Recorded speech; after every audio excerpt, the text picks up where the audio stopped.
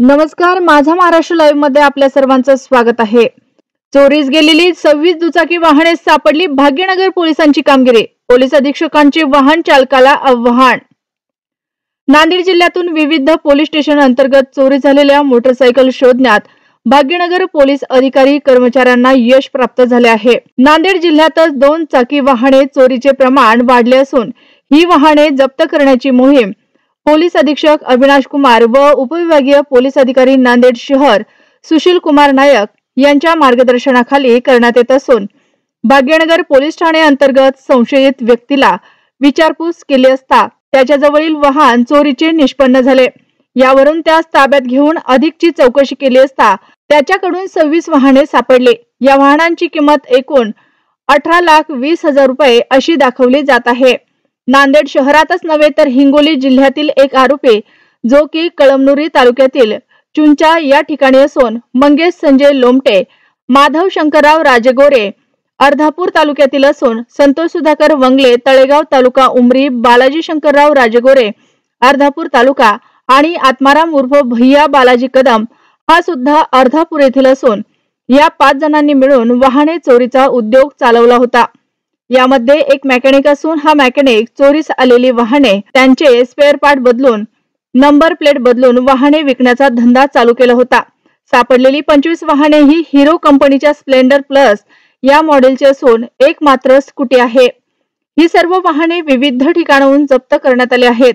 ही कामगिरी भाग्यनगर पोलीस स्टेशनचे पोलीस निरीक्षक रामदास शेडगे, गुन्हा शोध पथकाचे पोलीस उपनिरीक्षक नरेश के वाडेवाले, पोलीस कॉन्स्टेबल गजानन केडे पठाण तसेच सायबर सेलचे पोलीस उपनिरीक्षक मारुती चव्हाण, राजेंद्र सिटकर, दीपक ओढणे व इतवारा विभागाचे अर्जुन मुंडे या सर्वांनी मिळून ही कामगिरी पूर्ण केली आहे।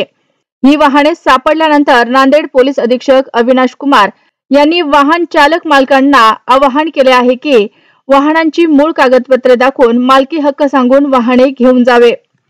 26 मोटरसायकलची जप्ती झालेली आहे। भाग्यनगर डीबी टीम आणि भाग्यनगर इन्चार्ज त्यांची टीमने एक चांगली कारवाई केलेली आहे, ज्यामध्ये 26 टू व्हीलर्सची आतापर्यंत रिकव्हरी झालेली आहे आणि त्यामध्ये 22 गुन्हे उघड झालेला आहे, ज्यामध्ये काही गुन्हे परभणी जिल्हा, काही गुन्हे हिंगोली जिल्ह्याचे आहेत आणि मोस्टली नांदेड जिल्ह्याचे आहे, ज्यामध्ये कुंटूर, बारड, लांब-लांबचे पोलीस स्टेशन सुद्धा आहे। तो असा वाटतो की एक आंतर जिल्ह्याची हा टोळी होता, ज्यामध्ये की त्यांनी एक आरोपी कळमनुरीचा सुद्धा आहे आणि चांगला त्यांचे नेटवर्क होता। आम्ही एक जे गराज ऑनर आहे जे मोटरसायकलमध्ये फेरबदल करून आणि कस्टमर घेऊन त्यांना विकण्याची जबाबदारी ज्यांची होती त्यांना पण अटक केलेला आहे। तर मला वाटतो की एक चांगला यांची जे गँग होता ते निष्पन्न करून त्यांची अटकची प्रक्रिया झालेली आहे आणि 22 आमचे गुन्हे डिटेक्ट झालेला आहे। किती आरोपांना अटक करण्यात आली आहे? 5 आरोपी अटक केलेला आहे त्यामध्ये आणि तपासमध्ये जर असा काही आढळला तो आरोपीची संख्यामध्ये वाढ होऊ शकतो। कोणी जर मालिफाईड इंटेन्शन सोबत जर कोणी रिसिव्हर आहे त्यांना पण आरोपी आम्ही बनवण्याची तयारीत आहोत। सगळ्या एकाच ठिकाणून घेतलेले आहेत की वेगवेगळ्या ठिकाणून घेतलेले? वेगवेगळ्या ठिकाणी। काही रिकव्हरी जी आमची झालेली आहे ते गॅरेज शॉपमध्ये झालेली आहे, काही रिकव्हरी जे रिसिव्हर होता ज्यांनी विकून घेतला होता त्यांच्याकडून झालेला आहे। वेगवेगळी ठिकाणी आमची रिकव्हरी झाली। त्यामध्ये आम्ही थोडासा विस्तारमध्ये मी जर आन्सर करणार तो असा आहे की 100 दिवसाचा जे प्रोग्राम आहे माननीय मुख्यमंत्री साहेबांचा, त्यामध्ये सुद्धा असा आहे की पोलीस स्टेशनमध्ये अननेसेसरली मुद्देमाल ठेवू नका, तसेच पब्लिकची जास्त कन्व्हिनियन्स कसा होऊ शकू त्यावर लक्ष द्यायला पाहिजे।